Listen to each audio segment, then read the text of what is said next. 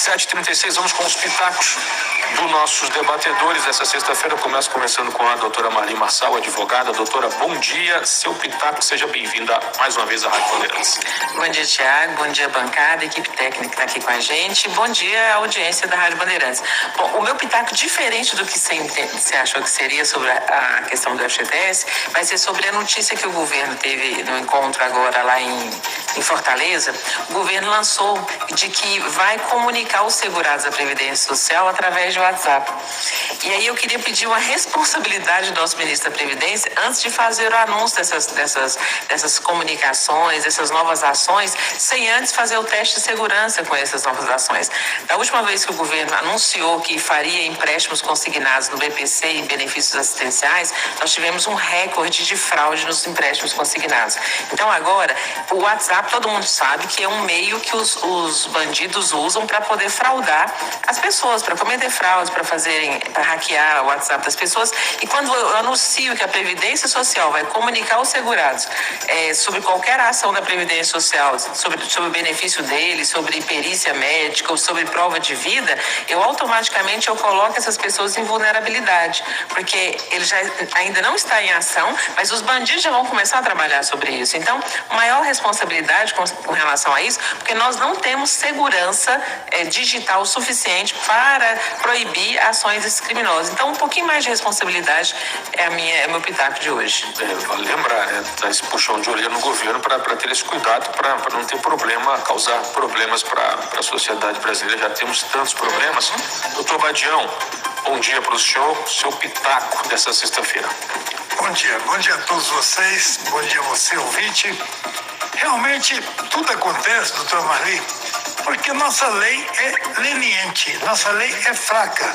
Porque num país muçulmano, cada um desses fraudadores, quando é pego, ele perde a mão, ele perde a orelha, ele perde o pé, ele perde alguma coisa para pagar por que ele fez com o outro. Então, enquanto a lei for essas leis aí passam a mão na cabeça, desde 75 para cá, quando os banqueiros conseguiram eleger a maioria do Congresso Nacional através das urnas eletrônicas fraudulentas, eles elegem um bando de capachos que votam só leis para aumentar a crise no país. Só lei para aumentar a crise no país. E quando você vê que nós estamos enfrentando cada dia mais e perdendo, os bandidos estão ganhando de 10-0 das pessoas honestas, é isso aí que o Brasil está vivendo. Então, meu protesto, aí eu realizo um protesto através do meu pitaco, dizendo que se nós não mudarmos as leis no Brasil, ficar esse cristianismo falso, onde passa a mão na cabeça de bandido, o bandido pode se recuperar, dar a Bíblia para ele ler a Bíblia, agora recuperou, graças. Não recupera. Bandido bom e bandido morto, enterrado em pé para não ocupar espaço. Tem que começar a aplicar lei forte. Só lei forte é que bota o bandido no lugar. Os nossos policiais saem na rua, coitados, são holofotes para levar tiro de bandido. Então, num ano só em São Paulo, perdemos 209 policiais. Isso é brincadeira, cara. Num ano. Então, o que é? O bandido está mandando nesse país. Precisamos mudar o jogo. O jogo tem que ser a favor das pessoas de bem. O bandido tem que morrer. Ele é de Lúcifer, é do diabo. Tem que ir embora para o inferno. Esse é meu papo. Muito bem, 7h39, doutor Badião, sempre polêmico, direto, incisivo no seu comentário, no seu pitaco. A marca do doutor Badião, dos grandes juristas desse país, historiador, cientista, e sempre nos ajudando a entender os assuntos complexos da vida. Você pode mandar o seu pitaco para o 98476110, participe do Opinião em Debate dessa sexta-feira, feriado, mas todo mundo trabalhando e trazendo muita notícia para você. A gente vai ouvir o pitaco do subcomandante da GCM aqui da capital, o Danilo César, subcomandante que também é secretário executivo secretário executivo da agência da Guarda Civil Metropolitana. Da agência também. Isso. Muito bem. Subcomandante, a gente tem primeira parte do programa. O senhor dá um pitaco, os convidados dão um pitaco, um assunto do interesse de vocês. Tem 1 minuto e o senhor fica à vontade aí. Já agradeço a gentileza do senhor participar aqui do nosso programa hoje. Ok, bom dia a todos. Bom dia a você, Tiago, pelo convite. O meu pitaco de hoje é sobre a ação de ontem da Guarda Civil Metropolitana em relação ao dia de uma suspeição de um possível ataque, né, que foi mencionado nas redes sociais aí, contra as nossas crianças, contra as escolas, e todos ficaram alarmados, os pais, as mães, todos, crianças não queriam ir para as escolas, os pais não queriam mandar as crianças, e ontem nós conseguimos cobrir as 374 unidades de ensino da rede municipal. Então ontem foi um dia primoroso, foi um dia feliz, porque não houve ataque nenhum, não houve nenhuma ocorrência no dia de ontem. A educação e a Secretaria Municipal de Educação, junto com a agência da Guaci Metropolitana, tem uma integração e teve uma parceria boa entre a coordenação, os diretores, funcionários. E queria até colocar uma situação em debate em relação a essa situação da segurança pública. Muito se cobra em relação à segurança pública, falando sobre a responsabilidade da segurança pública trazer a segurança. Mas eu quero responsabilizar também, eu acho que a grosso modo é isso, os pais, né? É muito fácil você colocar um filho ao mundo, mas quando você não consegue educar esse filho que você colocou ao mundo, responsabilizar, ter o senso de responsabilidade, de trazer educação e trazer os ensinamentos básicos do que essa criança pode fazer, e também as plataformas digitais, né? Hoje nós podemos ver que uma geração muitas vezes sem limites. As plataformas digitais, elas não são colocadas em xeque em momento algum, em responsabilidade civil em momento algum. Então nós queremos compartilhar essas responsabilidades que também não ficam somente na questão das forças de segurança. Bem lembrado, bem lembrado. Ele colocou muito bem. Sim. Educação começa em casa. Claro. Os pais têm que educar. O professor não é educador. Educador é o pai. O professor apenas informa a criança as questões científicas, sociais, do porquê que o pai exigiu aquilo dele, porque o pai exigiu tal coisa.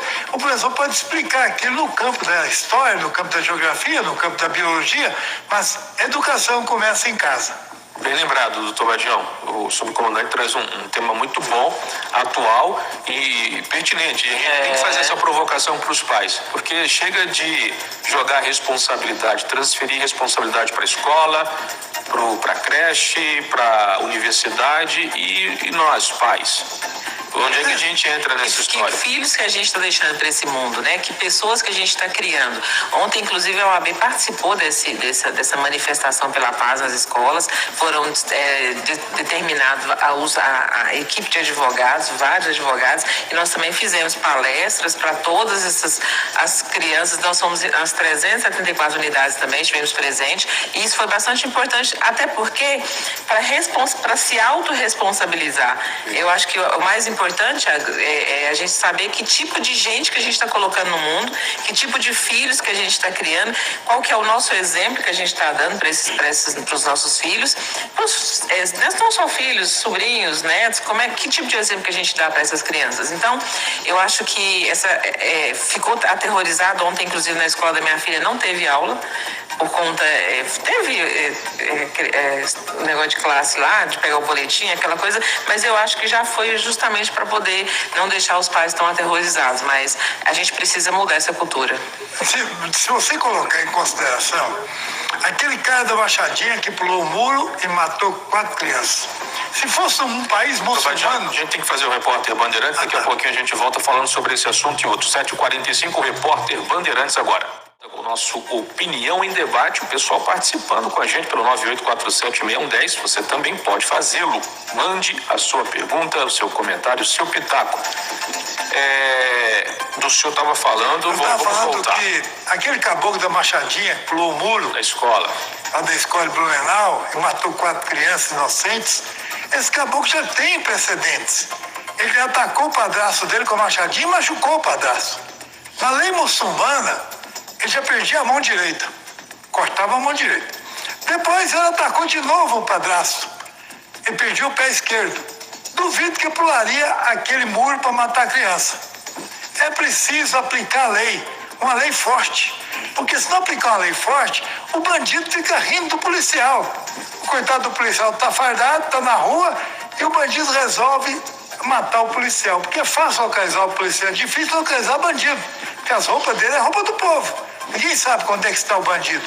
De repente ele age como agiu esse espírito porco, esse capeta veio lá dos diabos, que pula o muro e mata a criança. E agora está todo mundo com medo. O que nós temos que fazer, a sociedade tem que ajudar. A polícia militar tem a P2, a polícia civil também tem investigação. Se você perceber que uma pessoa é diferente, ele usa arma, ele é agressivo, vá à delegacia mais próxima, conte isso para o delegado. Olha, eu estou desconfiado desse clã, ele está muito agressivo, ele pega a arma. Porque a polícia fica já de pé, vigiando esse cidadão. Porque se nós fizermos isso para a sociedade não colaborar, e o que o Danilo colocou muito bem, o cidadão tem que colaborar com o policial. Você tem que ir à delegacia de polícia falar que o cara está guardando a arma em casa, o cara é agressivo, sai com o machado na mão, sai com a faca na mão para agredir alguém. Então, quando ele faz esses atos e não é punido, mas é informado, a polícia passa a vigiá-lo. É importante vigiar, porque toda a polícia está 24 horas à sua disposição. Você tem que levar as informações para ela. Como é que um cara desse que usa machadinha já matou isso, matou aquilo? Tinha que ter preso, o cara desse tem que estar preso, então arranca os dois pés de uma desgraça dessa que ele não anda mais. Porque dessa forma nós estamos indo, perdemos 4 criancinhas inocentes, machucou mais gente. É coisa do demônio. Danilo, Deus expulsou Lúcifer.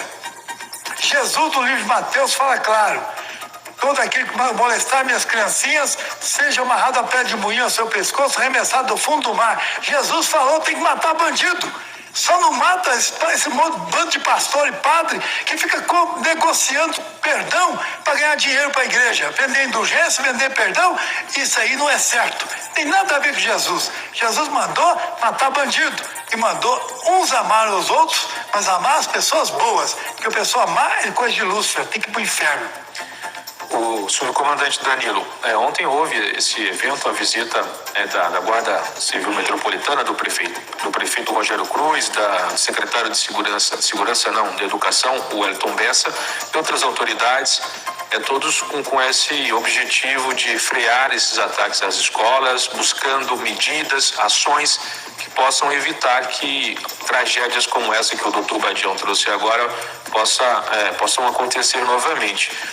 Como está sendo esse trabalho? O que a sociedade goianiense, os pais, os alunos principalmente, podem esperar do trabalho de vocês da Guarda? Então, desde o dia 5 de abril, nós iniciamos uma operação chamada Operação Escola Sem Violência, né?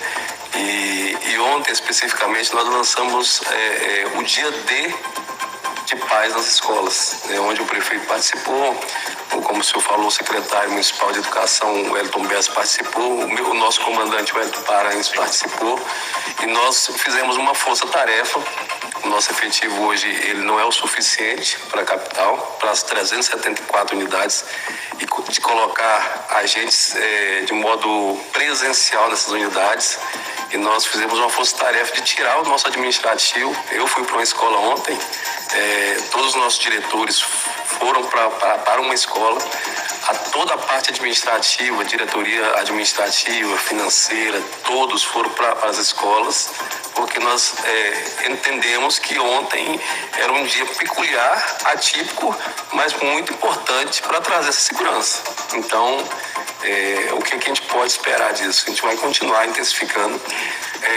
Eu acho que quando você não leva a criança para a escola, você fortalece algo que foi colocado em rede social, fortalece o bandido, né? Então você leva a criança porque quando você faz esse ato de levar a criança, eu acredito que você inibe um pouco aquela ação, aquela ameaça que foi colocada. Então a sociedade hoje pode esperar um empenho grande. Nós temos hoje 105 viaturas em toda a capital. Das 105 nós temos 700 agentes, mais de 700 agentes nas ruas, na parte operacional, e nós estamos com muito afinco nessa situação para que tudo se resolva. Durante a semana nós pegamos muitas coisinhas pequenas de prevenção que nós nem levamos ao conhecimento para não trazer, não alarmar. mas nós estamos trabalhando muito preventivo para que isso aconteça.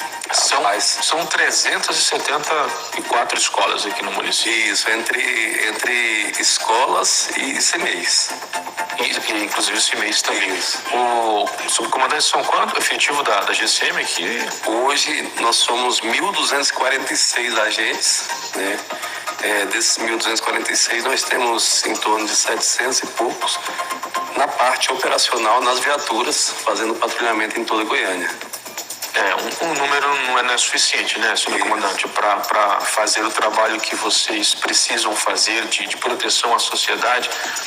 Eu acho importante trazer isso, porque o GCM, os guardas do Brasil afora, depois de uma lei 13.022, 2014 ou 2013?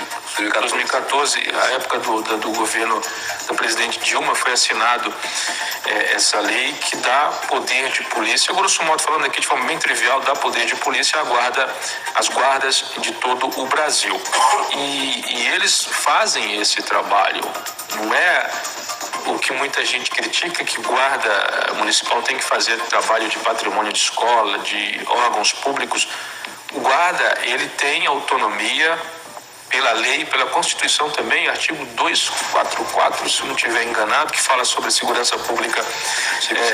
144, que fala sobre a segurança pública, também dá essa autonomia para as guardas. Então, eu fico muito chateado quando eu ouço algum tipo de desrespeito por parte de algumas pessoas aos trabalhadores da guarda que estão desviando de função. Eu acho que não. Ele é podemos dizer, um policial municipal. Por que não? Porque se a gente ficar entrando nesse debate de que está tendo um desvio de função, a polícia militar está desviando de função quando vai para a escola? Não está. Eles entendem que eles podem ficar montando uma escola militar, então lá, policial militar. O problema, meu amigo, é o coitadinho. Quando o policial está correndo atrás do bandido, todo mundo pega. Quando o policial pega, aí vem o coitadinho. Coitadinho dele, porque ele é pobre, ele não teve um carinho na infância. Coitadinho do bandido. Coitadinho de bandido. Aí o policial passa a ser o bandido. E o coitadinho é o meliante. Então nós estamos vivendo uma época em que a sociedade precisa entender que a vigilância é de todo mundo.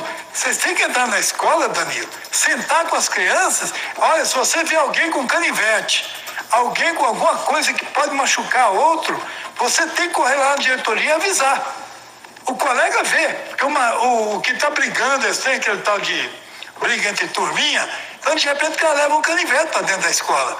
E canivete é coisa pequena, ele abre o canivete e ele fica grande. Quer dizer, a partir dali ele pode matar um colega, pode machucar um colega, como o outro que matou a professora lá. Quer dizer, como é que ele entrou com essa arma? É preciso que os colegas denunciem, é preciso que os colegas participem também a criança tem que entrar nisso. Você tem que sentar com eles, dar uma aula de como viver bem, como está todo mundo bem. E lá na mochila do cara tem lá um canivete. E aí? Ele não pode entrar com esse canivete. Todo colega vê. Tem sempre alguém que está vendo. Alguém tem que denunciar. E, evidentemente, criar uma diretoria de relações sociais dentro das escolas. Lá no seminário São José, nós tínhamos um padre que ficava junto com os seminaristas. Ele andava com eles para escutar, aqueles que não queriam mais ser padre, que queriam sair. Ele ouvia primeiro, depois ia até o corpo, o orientador. Aqui nós vamos ter também nas escolas alguém que relacione com os alunos, que cria um relacionamento, conversa e possa ouvir o aluno que vai reclamar sem denunciar quem reclamou. Você está com o canivete na bolsa. Ciclano falou não foi ele que falou não. Detectou metais, você tem um canivete aí, puxa a bolsa dele, abre a mochila, tira o canivete, chama o pai e conversa com o pai. Quer dizer, a partir daí alguém tem que começar a entrar na escola. Essa história de que eu fui pago para ser professor, dar aula, não, você foi pago para estar junto com os alunos, conversar com os alunos, sensibilizar com os alunos e ver quem é que é possível ser um bandido. Está ali no meio deles. É possível fazer isso? Claro que é possível. Tem que haver interação professor-aluno, aluno-professor, para que nós possamos saber quem é meliante e quem não é. 8h03, a doutora Marli vai falar, mas tem ouvinte participando aqui, viu, Andrezinho? Pelo 98476110, a gente coloca o ouvinte. Na sequência, a doutora Marli também dá a opinião dela sobre esse assunto. Vamos lá.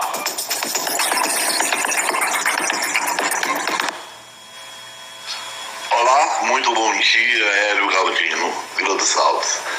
Eu ouvi hoje pela manhã que a Shein vai investir 750 milhões no Brasil e gerar 100 mil empregos. Olha, alguém tem que avisar para esses chineses que ninguém quer arrumar esses 100 mil pessoas querendo trabalhar no Brasil. Eu tenho um amigo que tem 3 empresas, está vendendo uma porque não consegue contratar pessoas para trabalhar.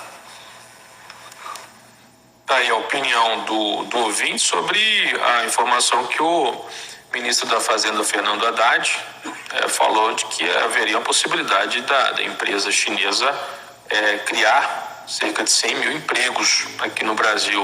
Doutora Marisa, é boa, notícia boa. Essa notícia é muito boa, né? E eu achei mais interessante o sarcasmo do ouvinte, né? Sim. Em dizer que onde é que vai achar essa quantidade de pessoas para trabalhar aqui no Brasil. Realmente aumentou bastante o assistencialismo, mas a minha opinião que eu ia falar antes, Thiago, era sobre você falou sobre a questão das atribuições da Guarda Civil e que isso realmente as pessoas às vezes falam que é abuso, que estão mudando de função, alguma coisa. Mas eu não estou querendo falar sobre a mudança da função, alguma coisa, mas é o excesso de atribuições que é dado à Guarda Civil. Com relação agora, a gente até conversou no intervalo sobre o trânsito. O senhor acha que não é um excesso de atribuições para a Guarda, para tantas coisas que ela já tem que fazer e agora mais fiscalizar e multar no trânsito? O que acontece, doutora Marli? Hoje a Guarda, pelo artigo 144, a nossa primordial missão é os bens, serviços e instalações. Isso. Né? Aí veio em 2014 a Lei 13022, que nos coloca a questão de preservar a vida, trazer evolução social, trazer diminuição de perdas, diminuição do sofrimento e trazer patrulhamento preventivo, tudo isso. Dentro de todo esse contexto da Lei 13022 vem a questão do trânsito, né? Então, várias capitais do Brasil já fazem esse trabalho e o que acontece, o que nós entendemos que é benéfico para a instituição e benéfico para a sociedade. Nós queremos trabalhar no trânsito inibindo uma questão muito peculiar, diferente da questão dos agentes de trânsito, que é a questão de crimes contra o trânsito. Então, o agente que vai estar ali patrulhando, né, fazendo a sua atribuição, e ele se depara com um crime de trânsito, ele não vai fugir muito do que é o normal dele fazer. E não seria um peso, até porque nós não estamos criando um batalhão enorme para que isso aconteça, mas um agrupamento pequeno para fazer esse trabalho. E nas regionais, a Guarda ela é dividida em 7 regionais, de acordo com o nosso plano diretor. Nas regionais, cada agente que foi formado, foi capacitado, né, de acordo com o Detran, ele vai lá autuar. Ele tá fazendo patrulhamento na escola, está fazendo patrulhamento nos parques.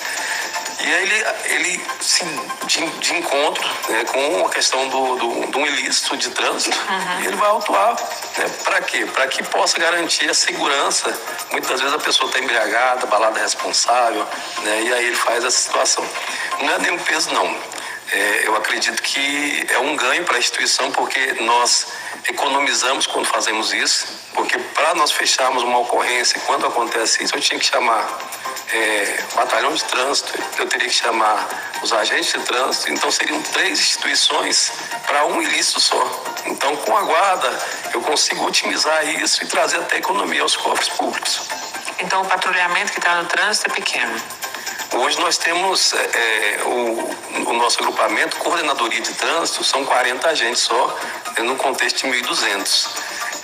O restante estão divididos nas regionais, né? Cada regional tem o seu agente que faz o patrulhamento normalmente, e ele tem o poder de atuação porque fez o curso e se capacitou para isso. Muito bem. 88 tem pergunta sobre FGTS, Andrezinho. Essa última pergunta, último áudio que eu te enviei aí, esse áudio de 43 segundos, é uma pergunta para a doutora Marli. Queria que a gente rodasse agora para a gente entender, porque o Supremo Tribunal Federal está decidindo uma revisão. Eu estou assim ansioso para esse resultado. Deve ter laçado o FGTS. Claro, desde 91 que eu O FGTS foi uma excrescência, uma imoralidade criada para tirar a estabilidade do trabalhador. O trabalhador antigamente trabalhava 10 anos, não podia ser mandado embora se não seja por justa causa. Aí surgiu essa merda de FGTS aí, dizendo pro cara, você vai ganhar 8% todo mês, no final você vai ficar rico e vai montar uma empresa para você. Quem consegue montar nem um carrinho de picolé, você consegue comprar com FGTS. É sempre os banqueiros roubando do coitado do trabalhador. O Andrezinho, o doutor Badião, o Andrezinho também tem um FGTS, ele está feliz com essa decisão do Supremo, que ainda não terminou, viu, Andrezinho? Vamos esperar a votação. Oxalá os ministros optem por isso para fazer essa revisão. Vamos ouvir a pergunta do ouvinte. Bom dia, Tiago. Bom dia a todos. Badião, a doutora aí. Eu queria fazer uma pergunta para a doutora. Eu me desliguei da empresa que eu estava o ano passado, porque meu advogado falou que eu tinha que desligar para eu conseguir meu benefício, que eu estou com problema de saúde. Aí eu pedi conta. Só que meu FGTS ficou retido. Eu não tenho intenção de financiar a casa. E eu queria saber se há possibilidade de eu fazer o saque desse meu FGTS. Um abraço para vocês aí, uma ótima sexta-feira. Eu só não ouvi o nome dele. Não, acho que não deixou o nome, né? Bom, nesse caso, ele pode, não sei, ele não falou qual que é a doença que ele tem, que o fez afastado do trabalho. Dependendo da doença que ele tem, ele pode sim sacar o FGTS, ele pode alegar a doença como motivo para sacar o FGTS. E se ele não, como ele está de benefício previdenciário, ele não vai trabalhar. Se ele ficar afastado por 2 anos também, ele pode ir lá e sacar o saldo de que ele tiver de FGTS. Se esse benefício dele for temporário, ele for transformado em invalidez permanente, também, na medida em que sair a carta de concessão de aposentadoria por invalidez dele, ele vai poder sacar todo o fundo de FGTS que ele tiver e saldo de PIS/PASEP também, que ele também tiver por ali, ele também pode sacar. Então, são 3 hipóteses aí para ele, para que ele possa sacar o FGTS dele. E ele responde que é fibromialgia, o problema dele é hernia de disco. Nenhuma dessas doenças aí dá motivo para poder sacar o FGTS. Por doença, não, tá? Nenhuma delas. Né? Nenhuma delas. É mais as doenças mais graves que já é grave. Isso aí é grave. Mas precisa ser o mais grave. Mais grave ainda. Liberar o FGTS. São 8h11. Vamos colocar mais um ouvinte aqui na mesa, o Andrezinho, para a gente ir debatendo também. Antes, tem uma opinião aqui de um ouvinte. A Valquíria está falando, vocês estão falando para crianças ricas ou pobres? Eu não sei, eu não lembro qual o comentário que vocês fizeram sobre escola. E aí a ouvinte que faz essa pergunta meio que irônica, talvez, depois a gente vai lembrar do que foi falado sobre isso. Ô, Andrezinho, vamos colocar o ouvinte aí pelo 9847-6110. Bom dia a todos aí da Bandeirantes. É o seguinte, todas as vezes que uma pessoa vulnerável, uma pessoa dependente químico, dependente do álcool, dependente das drogas, procurava o Vacilichuk para ser internado, ela conseguia a vaga pelo pronto-socorro Vacilichuk. Mas agora, segundo eles, mudaram o fluxo disso e passaram para os CAPs. Mas aí os CAPs também não estão liberando vagas mais para internação. E a gente queria saber o que fazer, porque fica uma situação difícil, porque as clínicas têm vaga, mas o Vacilichuk não libera mais vagas para ninguém. Aí fica essa situação aí nas ruas aí, parecendo uma Cracolândia, e não tem vaga para ninguém, não tem vaga para internação, não tem vaga para ajudar as pessoas que são necessitadas. Entendeu? Aí eu queria que vocês ajudassem a gente aí. Muito obrigado. Obrigado, ouvinte, a sua participação. A gente vai entrar em contato com a administração da unidade para ter mais detalhes sobre isso. Se houve essa mudança, eu lembro, a doutora Maria até lembrava aqui também, que a internação era direto lá no hospital. Não havia essa transferência para os CAPs do município. A gente vai se inteirar do assunto, viu, ouvinte, para trazer uma resposta para você e para outras pessoas que têm dúvida em relação a isso. Doutor Badião, a gente está vivendo, a gente acompanha o problema da Cracolândia, ou as Cracolândias lá em São Paulo, e outros municípios há uma preocupação também sobre isso. Deixa eu explicar. Nós temos isso decorrente de uma leniência da Anvisa. A Anvisa é culpada disso tudo. A Anvisa não vigia os alimentos industrializados, que tem diacetil.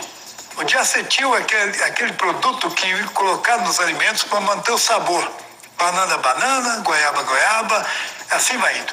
O diacetil é cancerígeno. E por ser cancerígeno, quando você come um produto industrializado, você mata os lactobacilos do seu sistema digestivo. O lactobacillus morre, e se ele morre, não produz a serotonina. Você não tem colônia de lactobacillus, não tem serotonina, não tem a proteína da alegria. Você entra em depressão. Entrou em depressão, o cara vai para o caminho das drogas, para o caminho da bebida, qualquer coisa que vicia, porque ele está em depressão. Depressão é o mal do século, é a diabetes e depressão. Não é a AIDS e nem o câncer, é a diabetes e depressão. Como é que corrige isso? Corrigindo a alimentação. Quem tem que entrar nisso? Toda a comunidade. Nós ficamos dividindo polinômios nas escolas, estudando teorema de Pitágoras, umas coisas de maluco que nunca vai usar na vida, e ninguém para estudar como comer, o que comer, como é que resolve o problema da depressão, que é o grande mal do momento. Aí o povo vai para a Igreja Universal do Reino de Deus pegar na mão de Jesus, porque está todo mundo deprimido. Enche a igreja, o pastor mete a mão no bolso de todo mundo, enriquece, monta esses esquema macro. Sei lá o que é isso, é coisa do demônio. O cara está dando dinheiro que ele toma do povo, tudo em nome de Deus. Isso é uma coisa de doido. Tudo começa com a leniência do Estado. Nós somos governo que volta para o povo e pare de fazer porcaria, pare de fazer merda. Nós temos que cuidar da saúde do nosso povo. Esses produtos industrializados, se fossem analisados no pé da letra, você compra Tilenol na farmácia, na gôndola, compra quantas caixinhas você quiser. Agora pega 5 comprimidos de Tilenol, porque tem paracetamol, e toma. Você morre em 5 dias. Seu fígado seca. Como é que vende um negócio desse na gôndola da farmácia? Como? Onde está a Anvisa nisso? Vendendo remédio que mata. A mulher, coitada, ficando com dor de cabeça, quer bater a cabeça na parede, ela toma até 20 comprimidos de Tilenol. Se ela tomar, morreu. A coitadinha morreu de que? Morte morrida. Ninguém vai dizer porque ela morreu. 8h16, o Carlos Roberto diz: GCM nas ruas é a indústria da multa que esse governo montou. Carlos Roberto. Não, GCM só multa quem comete erro. O Juliano se aprender isso, doutor, passar a mão na cabeça de bandido, você que andou errado, vai tomar multa, toma da GCM, toma da Polícia Militar, toma de quem for. Tá aqui pra você parar de ficar passar a mão na cabeça.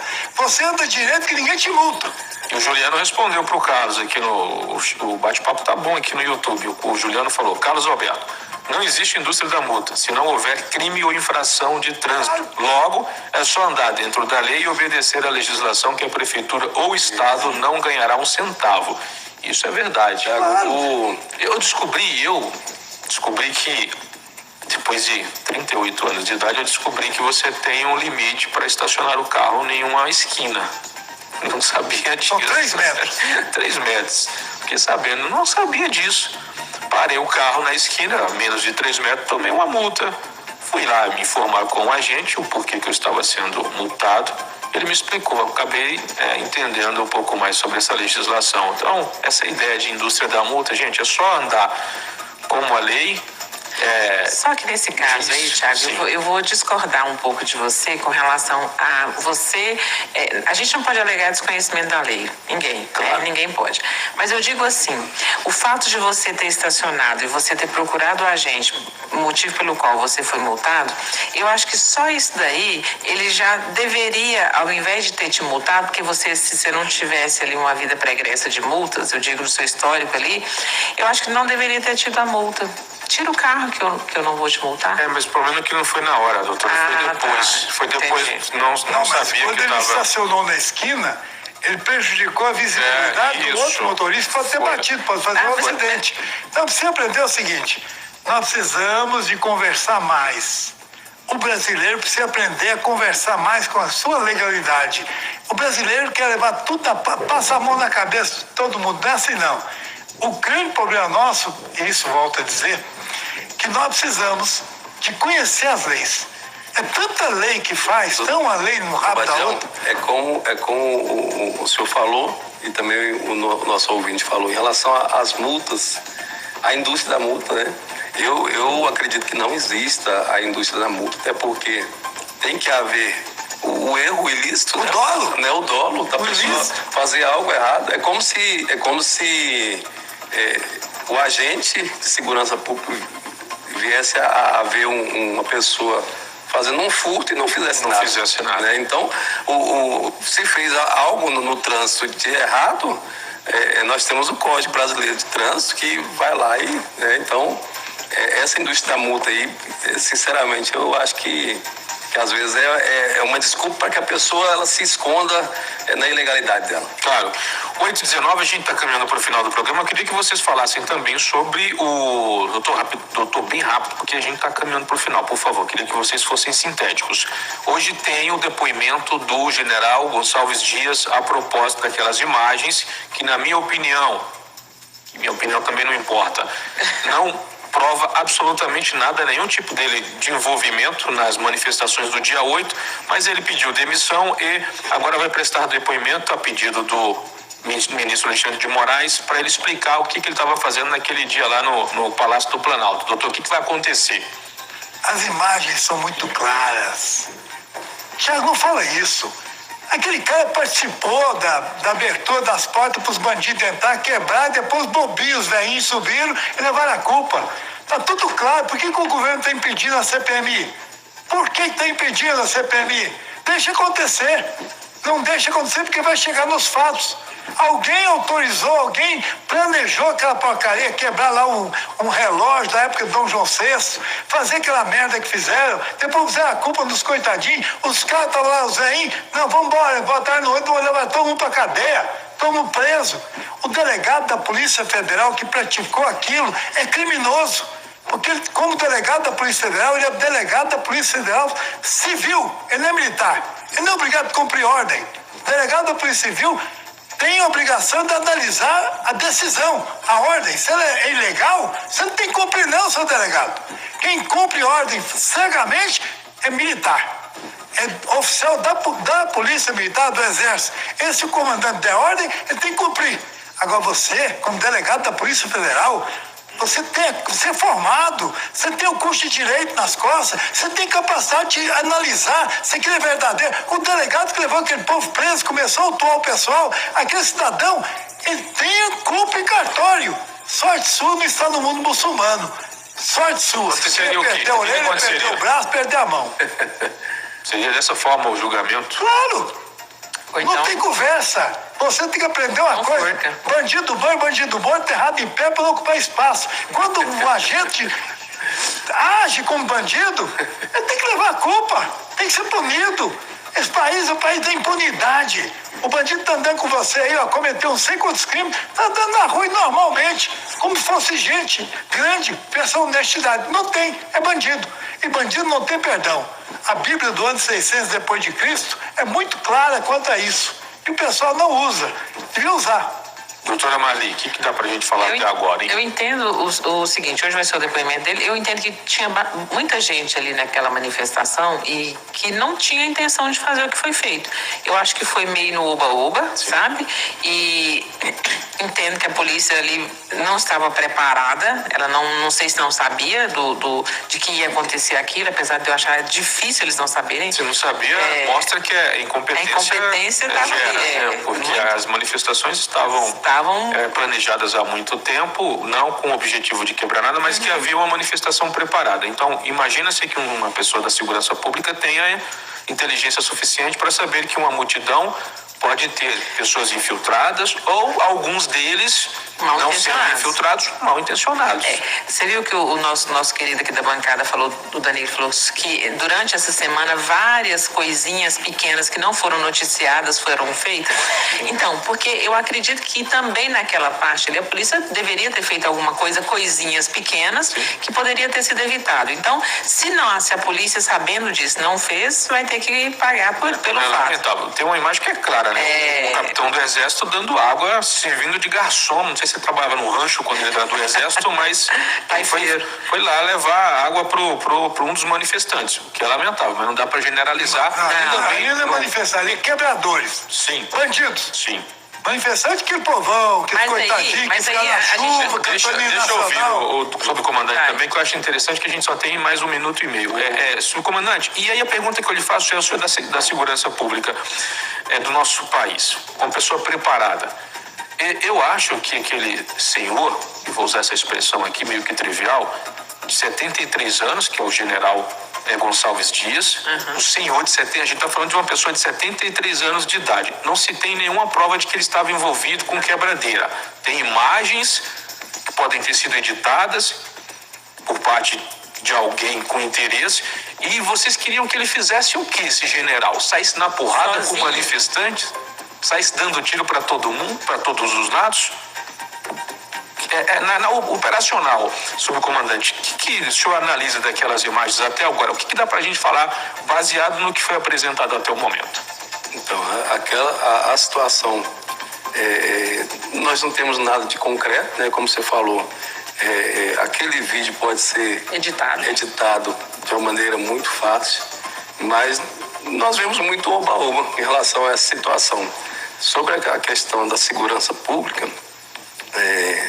alguns fatos, como aconteceu naquelas manifestações, eu sou contrário àquela situação toda que houve, né, de quebradeira, como o doutor Badião falou, que quebrou tudo, que aquilo lá são marginais, são pessoas praticando atos, né, criminosos mesmo.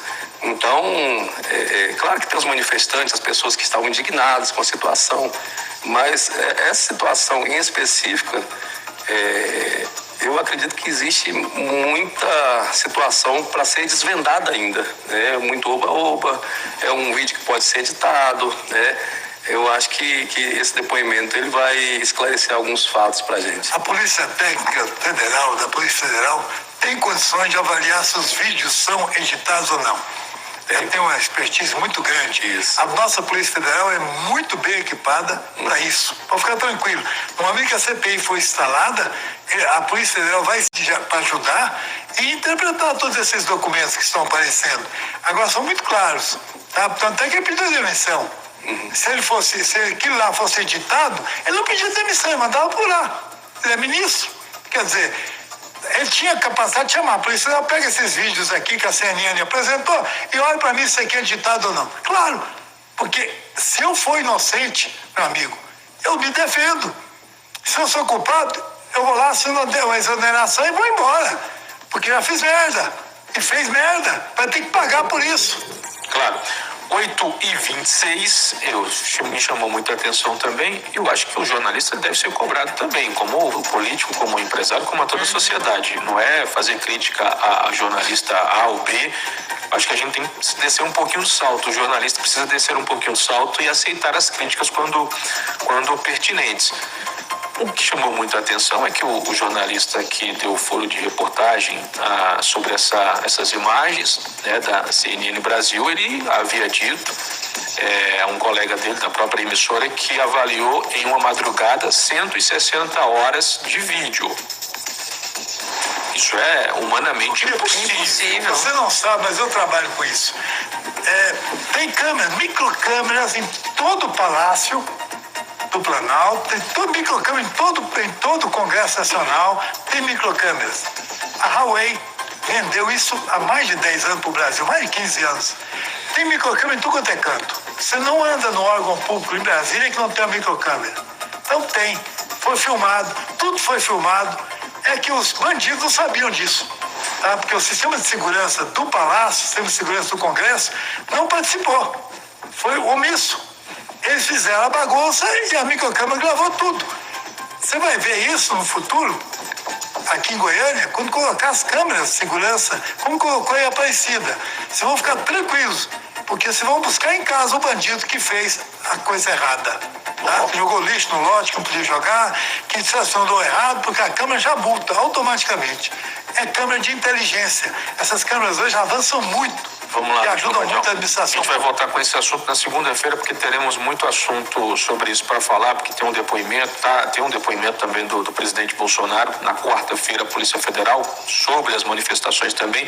Semana que vem vai ser bastante movimentada no cenário político. 8h28, a gente vai ficando por aqui, agradecendo ao subcomandante da GCM, aqui da capital, o subcomandante Danilo César com S, Doutora Marli Marçal, advogada, e o doutor Badião também, o homem mais polêmico do rádio brasileiro. Na sequência tem o Fred Silveira trazendo as notícias mais importantes do dia aqui no Manhã Bandeirantes. Opinião em Debate volta na segunda-feira, 7h30, com o Rosenval Ferreira.